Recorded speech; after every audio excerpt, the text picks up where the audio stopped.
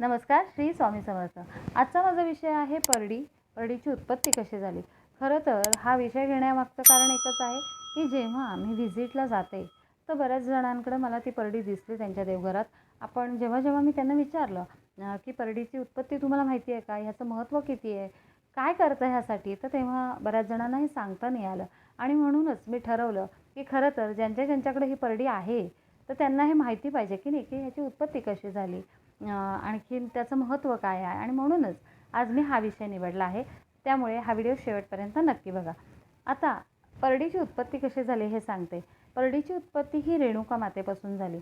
एकदा रेणुका माता जेव्हा पाणी भरायला गेलेले असताना काही दृश्य बघतात आणि ते दृश्य बघितल्यानंतर त्यांच्या मनातही चुकीचा विकल्प येतो आणि तो चुकीचा विकल्प आलेला त्यांचे जे पती आहे ऋषी जमदग्नी, तर त्यांना ते कळतं अंतर्ज्ञानाने की हिच्या मनात काय चालू आहे आणि ते खूप क्रोधित होतात आणि ते माता रेणुकाला म्हणतात की तू इथून चालती हो, आणि ते शाप देतात की तुला कुष्ठरोग होईल आणि इथं थांबायचं नाही असं म्हणून ते त्यांना जायला सांगतात।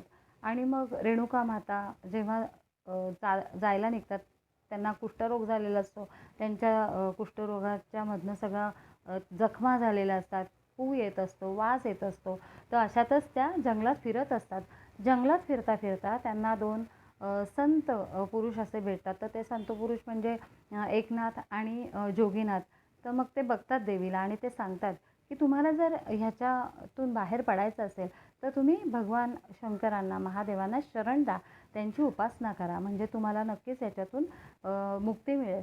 तसं मग देवी फिरतात। पुढे जाता जाता त्यांना मग आता रानावनात फिरताना उदरनिर्वाहासाठी काहीतरी पाहिजे, मग जोगवा मागायला पाहिजे। मग त्यासाठी काय, आता जोगवा मागायचा तर काहीतरी घ्यायला पाहिजे ना, म्हणून मग ते काय करतात, तिथे जे बांबू दिसतात त्या बांबूपासून देवी काय करते, एक ताट बनवते। मग ते ताट म्हणजेच परडी।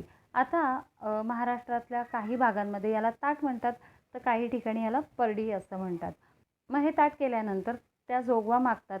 हे जेवताना त्यांना प्रत्येक घासाला त्यांच्या मुलांची आठवण यायला लागते। रेणुका मातेला 5 पुत्र होते, वसू, विश्ववसू, बृहत्कण्व, बृहद्भानू आणि सगळ्यात लहान म्हणजे परशुराम, की जे विष्णूंचा 5वा अवतार होते। आणि मग परशुरामाची देवीला खूप आठवण यायची आणि मग आपला मुलगा जेवला असेल का, मग आपल्या मुलांनी काय खाल्लं असेल, आणि परशुराम सगळ्यात लहान असल्यामुळे त्यांना त्यांची खूप आठवण यायची। म्हणून मग देवी काय करते की परशुरामाची आठवण येते म्हणून मग एक वाटीसारखा छोटा द्रोण तयार करते आणि म्हणून ह्या द्रोणाला परशुराम द्रोण असंच नाव पडलं।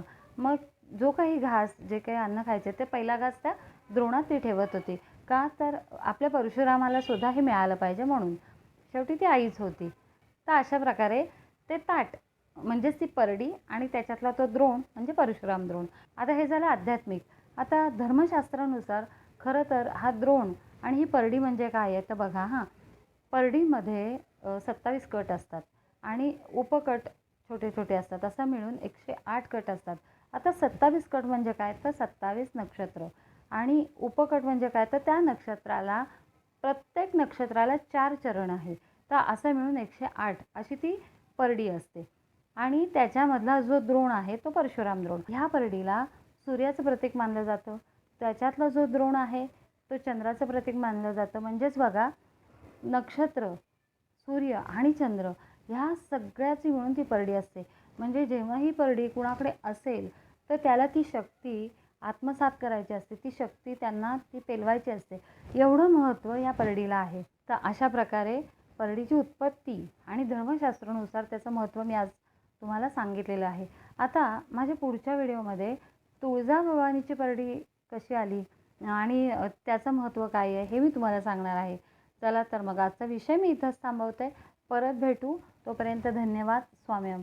या चॅनलवर जर कोणी नवीन असेल तर चॅनलला लाईक, शेअर, सबस्क्राईब नक्की करा। आणि हो, व्हिडिओ तुम्ही बघताय पण सबस्क्राईब केलेलं काही दिसत नाही, त्यामुळे सबस्क्राईब नक्की करा।